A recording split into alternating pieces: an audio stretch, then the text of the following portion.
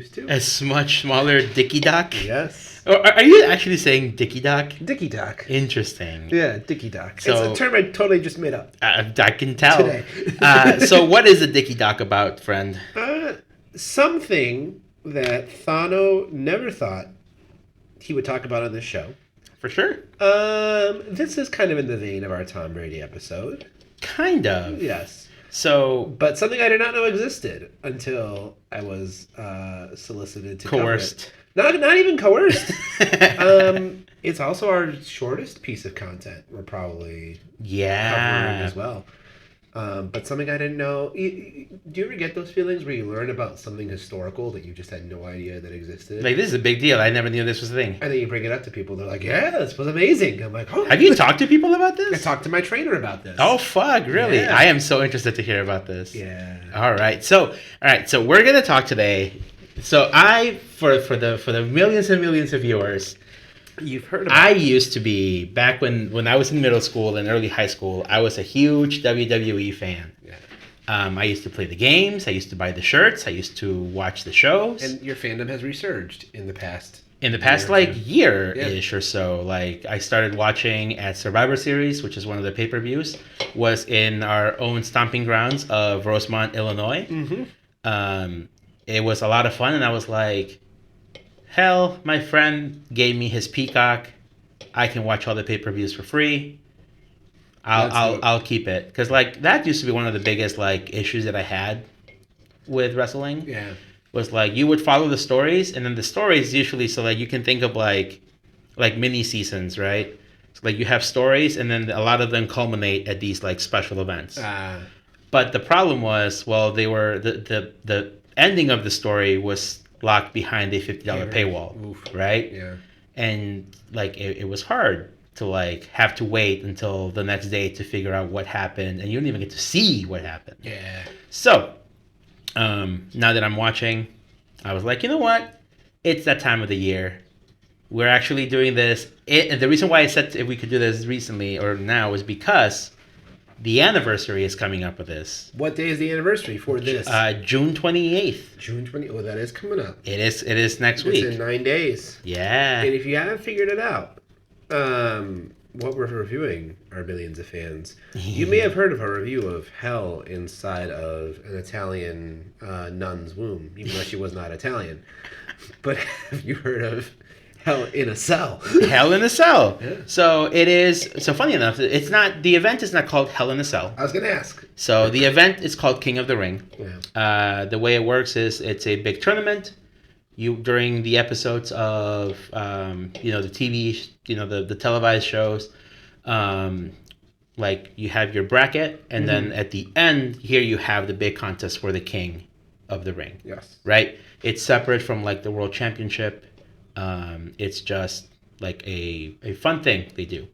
Now they're reserved for Saudi Arabia. Oh wow! So they're getting that. Sad. They're getting that big Saudi money. So sad. Yeah.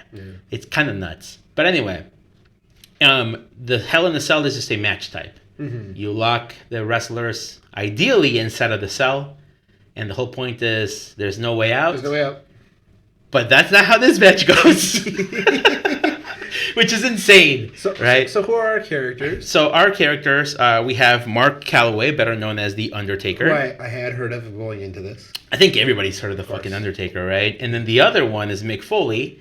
Who I had heard of as Mick Foley, Yep. but I had never heard of him as his wrestler name for this one, which was Really? Mankind. I think, is his most popular. He's had a few. He has like Dude Love, Okay. Cactus Jack, Mankind, Mick Foley. He's got a lot of names. A lot of different wrestling names. He has like different monikers depending on what his like character is. Yeah. And then kayfabe, like he just kind of like does that. Right. Like he just that was his whole thing. So this match is kind of prolific because it just kind of immediately goes off the rails. Yeah. And like I know that I've heard like people reference it a lot. I remember watching this when I was a wee lad. Last year for the 25th anniversary of this, because 2023, they released a commentary where they sat both of them down Which is the one I watched, right? I think that's. I think is the one. I sent you both. I sent you the one that's just the video, and then there's the one with the commentary. The commentary one is looks like potato. Oh, sorry, the commentary one looks good. The original one looks like potato because it's 98. It's interesting. In the commentary, they say that people who have no idea about wrestling, there's a whole subgenre of reaction videos to this match, and people who have no idea about wrestling watch it and gain a certain respect for what these people do. And I guess you could say I gained that respect, but then also more. It's kind of intrigue. It's like an awe if you think about it, because you're like, what? Why? That's my biggest question. Is why? It's and I mean, if you think about it, it's like other sports in the sense that like boxing, football. Basketball, not really so much. Soccer, not really so much. Football really is the most sanitized version of this. And when I say sanitized, I mean comparably dangerous, but so much is going on that you forget that this is very violent. Whereas here, the violence is up in your face, very right? much in your face. And I mean, you can compare it almost I guess the closest would be MMA fighting. Yeah. Where people do beat the absolute shit out of each other. But where I prefer wrestling or pro wrestling, because, pro wrestling and wrestling are not the same thing. Correct. Right? Pro wrestling has the story. Yes. Aspect. It's entertainment. So you're watching an entertainment, you're watching a story develop on top of some athletic shit that may or may not be putting people's lives in very serious risk. Grave peril. Grave peril. So what is your familiarity with wrestling and pro wrestling? So tell me kind of what you know and what are some questions that you have? So I had an N64 game called WCW. Holy shit. WF Revenge. Right? I liked playing that. I thought that was fun. You could have items. There was different wrestlers that I knew of. I had heard of Rey Mysterio going to that. I knew about Hulk Hogan when that game was called Hollywood Hogan, right? It was something that I was never allowed to watch. Oh, interesting. Because I was told it was quote unquote fake trash. But then I don't know, sometime into my high school career, I learned that not only did my grandfather love watching wrestling, but my dad would watch it with him, and I was like, "What the fuck?" So I never really had that exposure. I still don't really have interest in it, but I was one of those people who, as a kid, I was told it's all fake. No reason to watch it. It's all fake. And there's that great interview with I forget which wrestler it was, but John Stossel was interviewing him. And he's isn't what all you do fake? And then the wrestler just smacks him in the head, and he falls down on the ground. He's like, "Is that fake?" Yeah. There's also an interview with Bill Maher and Roddy Piper. Oh. And he's it's all this fake shit, and he's pulling out his scars. Yeah. His broken ribs and shit, and he's it's not fake, and that's there's a difference between fake and scripted, right? And that's one of the things that I put on here, the difference between fake and scripted, right? Yeah. And I think having the commentary track on this really helps illustrate that. Exactly. Now, here's my question for you. How scripted is scripted? Going into this fight, is the Undertaker supposed to win? Yes. Okay. So it's all about the story. Is that ever up in the air? Are there ever, do you ever walk in and you're one of them might win today? I mean, the fans obviously don't know, but does WWE always pick who wins? So you have to have pivots just in case something happens. Yeah. There's a very famous example of this, which is actually both intriguing and very hilarious. The Royal Rumble, I think in 2006 or 2005. Mm-hmm. John Cena is in there. Dave Bautista is in there. Yeah. Dave is supposed to win. Oh. He's supposed to win the Royal Rumble. He's supposed to eliminate John Cena at the end, get his chance for WrestleMania. But when he goes and clotheslines him over the top rope, Dave overextends and they both fall. and they both fall at the exact same time. Like, you slow that down to like frame by frame, and it's at the exact same time. Wow. And so like to hold for time, like the refs are like racing the other person's hand and like arguing, like trying to figure out like what to do. Yeah. And fucking Vince McMahon runs into the ring.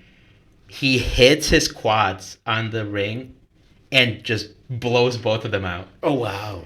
And he cannot stand. And he's sitting on the ring yelling at them like a little baby because he cannot stand. Well, then that's the other question. Not super pertinent to this, but like how much of Vince McMahon's persona is his actual like personality? So that I can't necessarily say because I don't know. Everything I've seen from Vince McMahon, I feel like the persona eventually just became. I think that's kind of what it is. Yeah. He is a huge piece of shit. Yeah, for sure. But a lot of that is like he just like leaned into it too, and like he became a caricature of what he really was, and then that just kind of became him, prequel right? Prequel. But like, I mean, there's always like an injury can happen. This past Royal Rumble, the person who was supposed to win, he ended up tearing his tricep during the match, and you can't have a person with a torn tricep win because they're not going to be able to do the pay-per-view they need to do. So then they pivoted to another guy winning. All right. Can I ask another question? Sure. So here we see, and whenever you're ready, we can go into like the details of what happens. Sure. But here we see things that to me are like injurious and grievous enough where if I was in charge, I'd be like, all right, everybody, like, it's over. It's not what happens here. But then even in the cases where like the match is trying to be brought to a conclusion, like where the ref is like, okay, like come in, like let's wrap this up. That can only happen through like throwing the ref down on the ground. So I guess when is like the actual limit of injury in a wrestling match? Like when does it get so bad that we're like, all right, everybody? So there is a sign. Yeah. So the refs can end the match if they absolutely need to. Yeah. So like, story be damned. Right. Whatever. Like you will see some matches where the ref will actually cross their arms, and like that's the sign. Like, no, this is serious. This cannot continue. Sometimes you have botches that happen that are not serious, and then you just go with it. Yeah. Sometimes this weekend actually was an event where one of the wrestlers goes to I think he's supposed to try to jump over the ropes, but instead the ropes were loose. The rope sinks under the guy, he flips, and his leg gets caught in between the two ropes.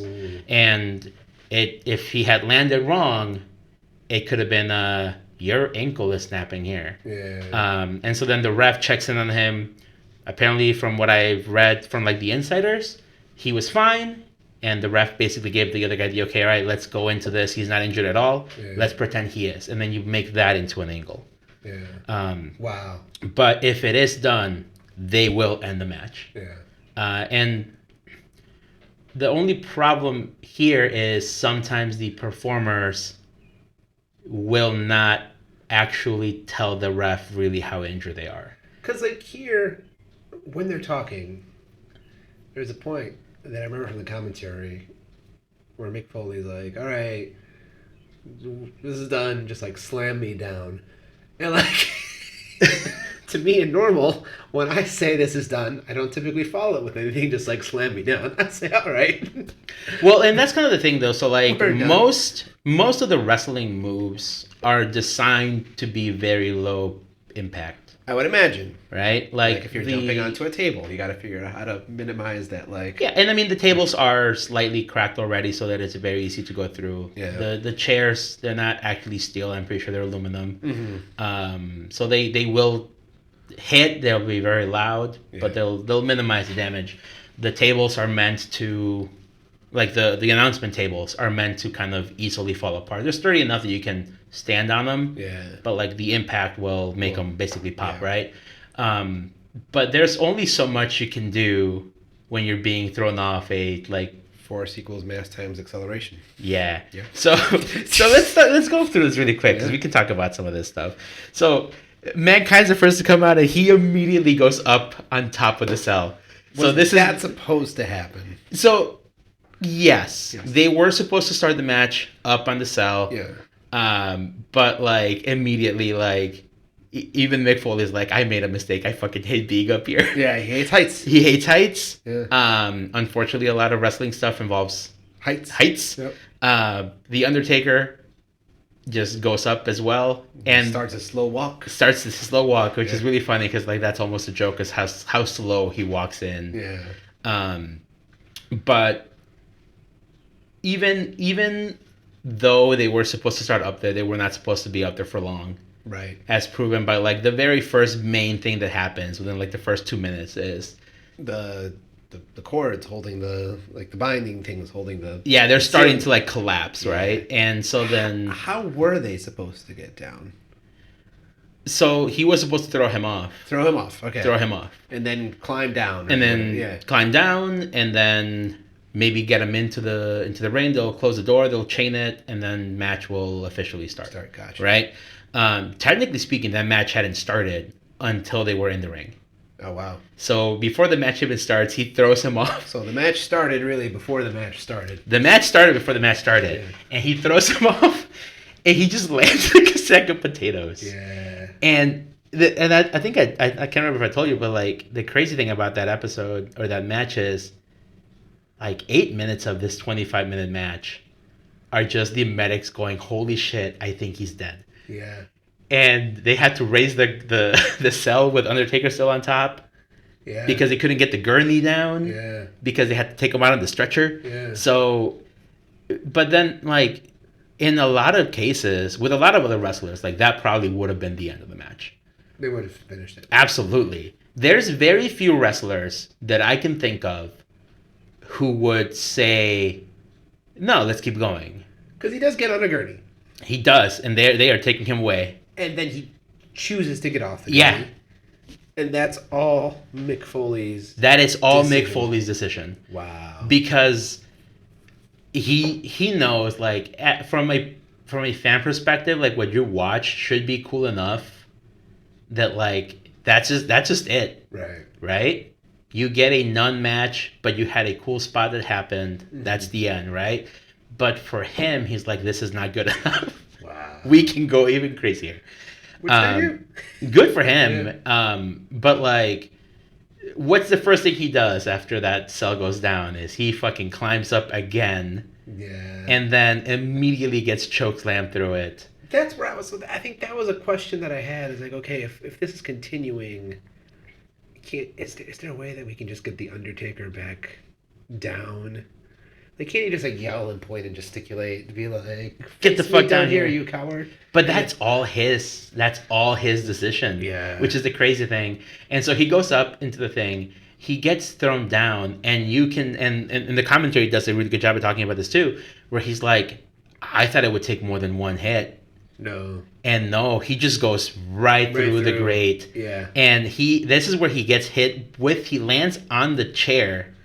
And the chair hits him in the face and just busts. That's where he loses his teeth. Yeah, it like shoots his tooth through his nose.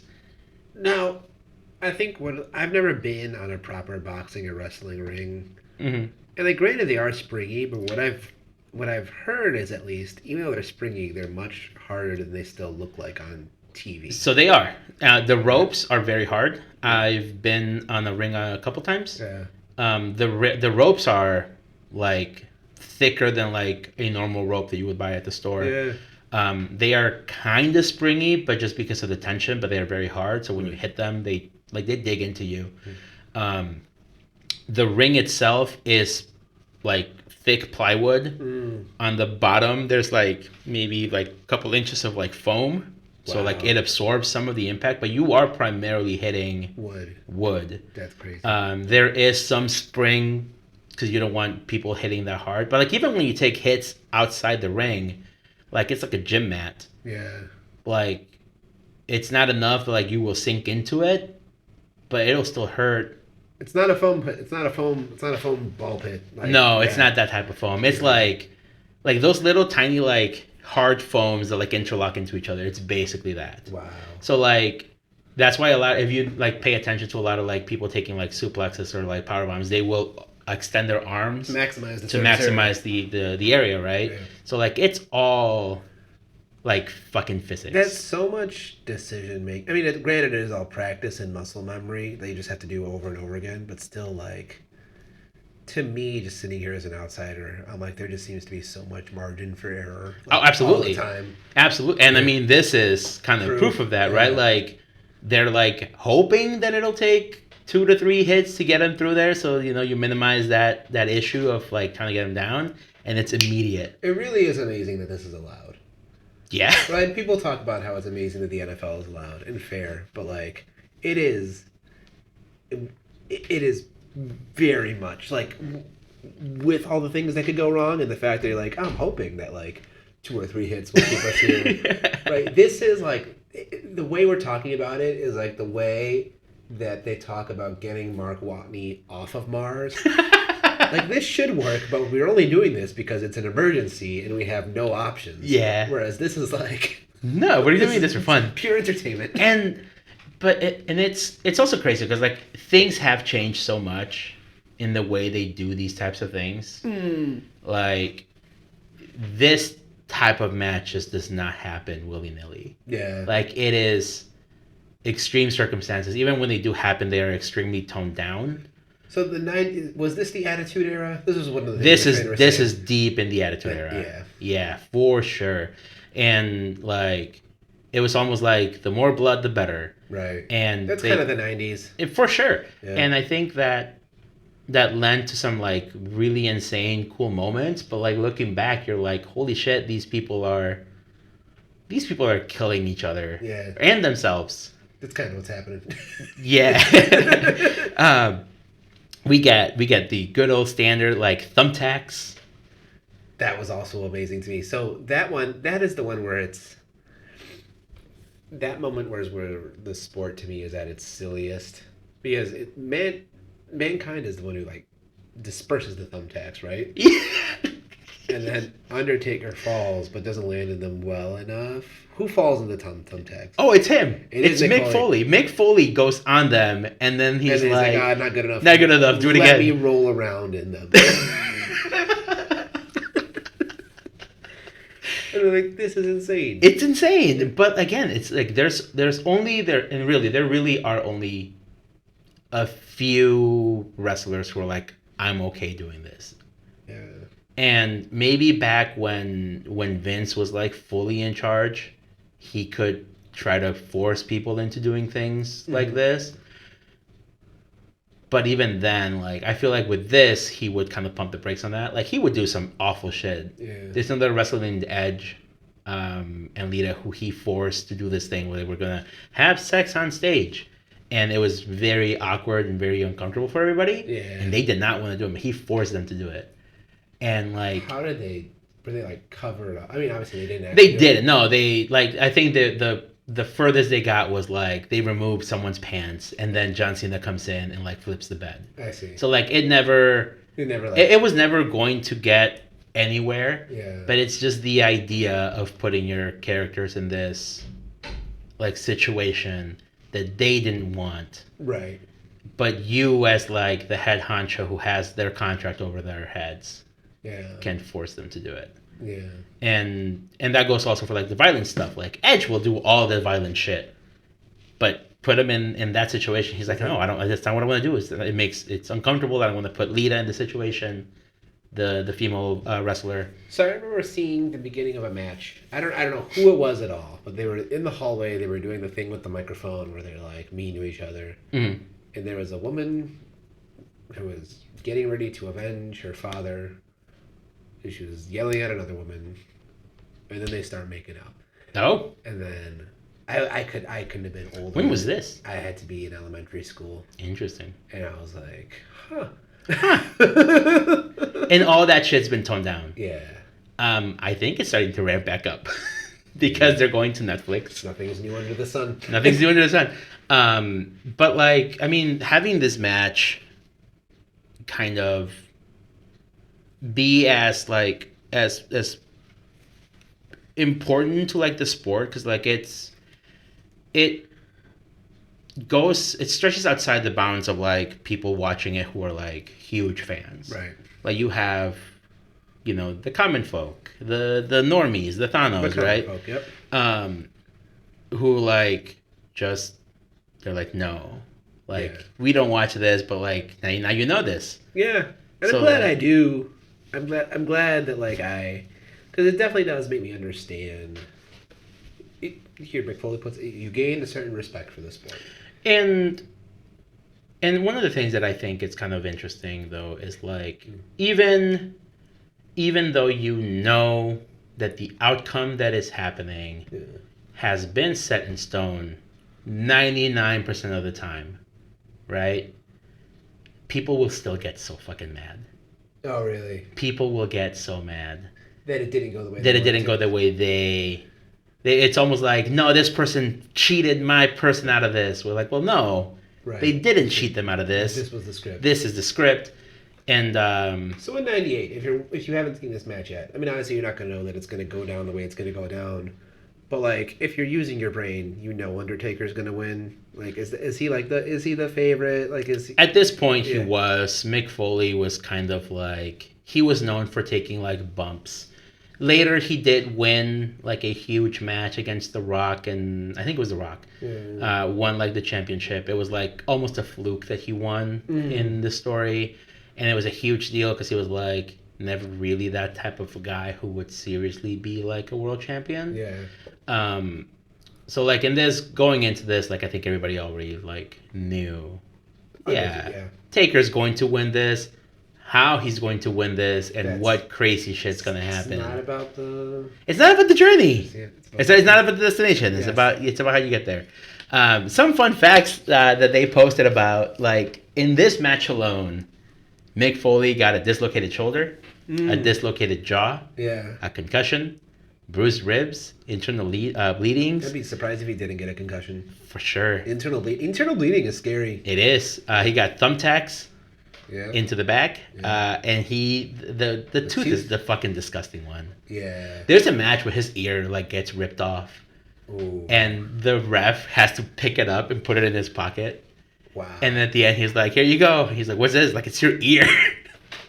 That's terrifying. And I think that's why I appreciate what they do, because like not only are they telling you a story, like you have to be crazy athletic to like do the things they do without getting hurt. You do. And then, okay, so here so towards the beginning of the show I talked about how like respect for what they do is not quite the word that I have here. So understanding maybe? An understanding, but okay, so archery. Mm-hmm. Right. Is not a sport that I'm like, oh, I'm so into fucking archery, right? But when I learned, like, oh no, you really have to have like intense, like, the draw strength is crazy on the bows. And then the margin for error, right? I'm like, okay, like I've gained a respect for archery. Like it's not just something silly you do because you're not athletic enough to do like a real sport, right? And I would say like, okay, like I would like if my kid wanted to do archery, I'd be like, yeah, that's cool. Like do archery. Like it's actually like an admirable endeavor. This is more, there's skill involved in this, there's judgment, there's physical toil involved, there's practice, like blood, sweat, and tears, all of that. But I would never, ever encourage somebody to do this shit. Yes. I think it takes almost a special person to even want to do this. Yeah. And one of the things that I've noticed is a lot of people, maybe they always have like aspirations of doing something like this, but they never start by, I'm going to do backyard wrestling anymore. Yeah. Like back in the day, you probably could get away with that more. We need to do Fighting with My Family one day. That's a great movie, by the way. I need to see it, but yeah. You never seen it? Mm-hmm. It's great. It talks a lot about this. I like the Iron Claw, but like I'm kind of sad that I haven't seen Fighting with My Family, but I have seen. I'm surprised. Yeah, it is kind of shocking, especially because I feel like it is the better movie. Yeah, I mean Iron Claw was good. Yeah, very sad. Very sad. It's a bummer. Right. But Florence Pugh is in the other Florence Pugh's in the other. Yeah. The wrestler who she portrays is still active. Yeah. She does not wrestle for WWE anymore. She's with a competitor. But I think one of the things that I've noticed about wrestlers now is a lot of them will go into like gymnastics. And they will do things like parkour and like acrobatics and stuff, because that really does go a long way at like making your fights be flashy without feeling like you have to take a lot of hits, a lot of actual huge painful hits. Yeah. But I'm very glad that we got to talk about this. I am too, because like I said, like it's the anniversary coming up, 26 years since this happened. Yep. I'm balls deep back into my wrestling ambitions. I love that phrase. I get to go see a live show this Saturday. Yeah. I get to go see another live show for the competitors out in like the 3rd of July. How much do tickets for those typically run, if you don't mind me asking? So it depends. So the televised ones are very expensive. I would imagine. We wanted to go to SmackDown and tickets were like $120 for like... So cheaper than our Cubs game for my bachelor party. Cheaper than the Cubs game. But no unlimited food. No unlimited food. Okay. The house show that we're going to go see, which just means it's not televised, I think we paid $70 for the tickets. The one that we're going for the competitors for AEW, those, I believe, tickets are like $36. Gotcha. So that's pretty cheap. Pretty cheap. I mean, like, part of me goes, this is going to happen regardless of whether I watch it or not. Yeah. And I like it. Yeah, I feel like it'd be a fun atmosphere to be. Yeah, and like it you know, they do this for the audience. Right. And like for me, I'm like, yeah, I'm gonna go see them do this shit. Like it'll be fun. It was strangely wholesome to just watch Mick Foley and Undertaker just be bros on the couch watching this together. I'm really glad I watched the reaction, because you get to see like Mick Foley almost looks like a cuddly bear. He's apparently, from what I've heard from anyone who's ever like interviewed him, and like I've read his book, and all that stuff. Like he is like the nicest person. Yeah. And that's one of the things that I think is very interesting about wrestling, like just how communal it is. Yeah. But not even like among the fans, because like the fans will, you know, you connect with the wrestling about someone, like you know, whatever, like it's fun. But like within the performers themselves, like people will happily let you beat them if it means your character gets like a bump. Right, like you get that, you know, that pop from the crowd. Undertaker, like he has a huge influence in wrestling, and like he made sure that like people who were wrestling with him would get like hits in to make them feel, to get the bump. You know, like there's a guy who's like, one of my first WrestleMania, like one of my first Royal Rumbles, like he let me eliminate. He's like, hey, do you want to eliminate me from the Rumble? Wow. And like that's a huge thing to let someone eliminate you, right? Especially someone as like popular as the Undertaker. Right. I guess they have like wrestlers court if there was ever like any issues in the locker room. Oh really? Like they would bring their case to Undertaker, and Taker would be like, no, you're fucking full of shit, like cut that shit out. Wow. Some guy, they were talking about how this dude had a bunch of like free Viagra that he had gotten from like a doctor, and he was then giving it to the wrestlers, but he was charging them a lot of money. And so then they took him to court, and Taker was like, how the fuck are you like making money off of your wrestlers when you're getting this for free? Like, no, like give it to them for free or don't give it to them at all. Interesting. So like it's like the people who do this, like they're in it for the fun. Yeah. And like I guess you have to be. You have to, like, I mean, you're making okay-ish money. It's not so it's not anywhere near comparable to teaching, but I think so I was having a conversation yesterday with the owner of the banquet hall for our reception, right? And he was talking about like, oh, my niece is going to teaching, like she's excited for it, and like he'll often lead with like the people like who are business people will lead with like you get the summers off, which is nice, And then I'll be like, it is nice, but I'll be like, it is a job that if you Do not have. if you don't love it or really like it, like you are going to be miserable doing it during those 9 months, right? Yeah. And that's something you can really only understand if you're in that community. But like likewise with this, even though like I said, really not comparable at all, other than the fact that like you have to love this if you're going to be subjecting yourself to that. For sure. One of the things that I think has helped a lot lately is just how open the performers are allowed to be in like interviews. When they're like, oh, we did this because this angle wasn't working, so we're pivoting to this other angle. So they're like kind of taking away some of the smoke and mirrors. Absolutely. Yeah. Like the whole thing with WrestleMania this year was honestly borderline insane to me. Because like in the past, like, are you familiar at all with Triple H? I know the name. I don't know what he looks like. I don't know. Like this big tough dude. Yeah, that's okay. Is it spelled HHH or is it spelled like Triple H? Triple H. Okay.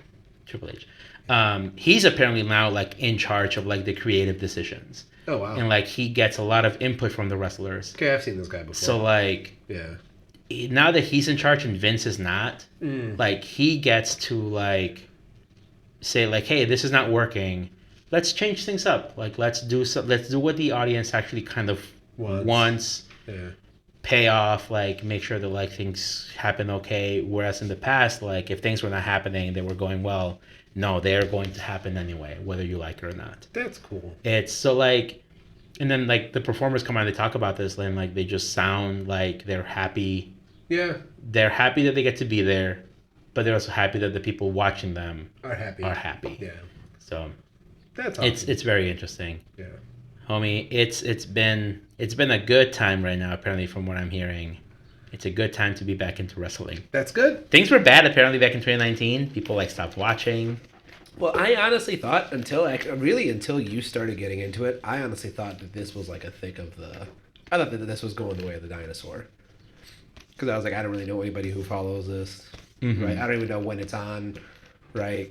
So I'm glad it's a good time to be... I'm very excited.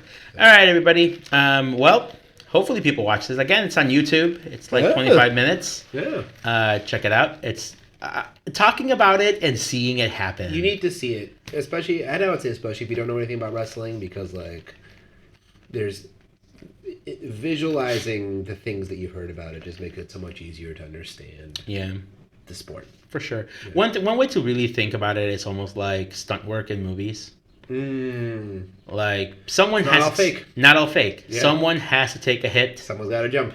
Someone's got to fall down 8 flights of stairs and make it look like it doesn't hurt as much. Yeah. And unfortunately, end of the day, it does fucking hurt really bad. But there's an art to the hurt. And no, that really is what it is. Like go falling down the stairs. Yeah. If it happens as an accident, it could very well kill you. Yeah. But like falling down the stairs as a stuntman, like you know how to fall. That's crazy. That's crazy to think about. Have you seen the videos from John Wick 4? Like the behind the scenes of the stair scene?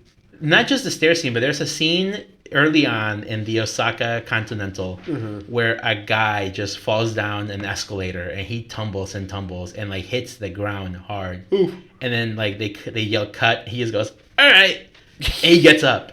That's crazy. It's fucking nuts. So that's insane. You know, maybe if you've been on the fence about watching some wrestling stuff, check it out. Watch a pay-per-view. Those are usually the best ones. There's very minimal talking.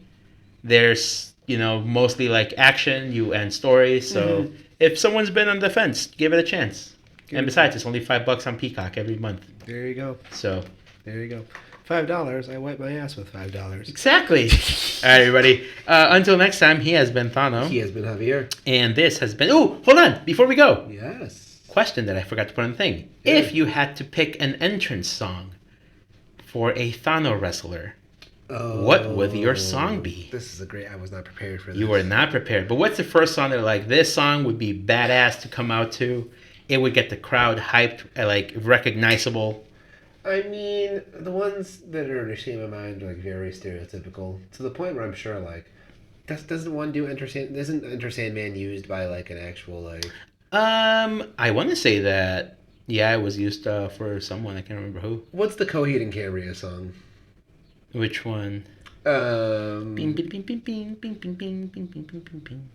Maybe. Welcome Home? Yes. Welcome Home. When I was a young lad, I used to fantasize about being a Major League Baseball pitcher. Which... But, I mean, that kind of goes along with it, right? And like, that was what's your my song? walk-up music. Yeah, Welcome Home. Welcome Home? Yeah. Very good. Yeah. Very good. Yeah, what is yours? Nightmare by Avenged Sevenfold. That's a good one.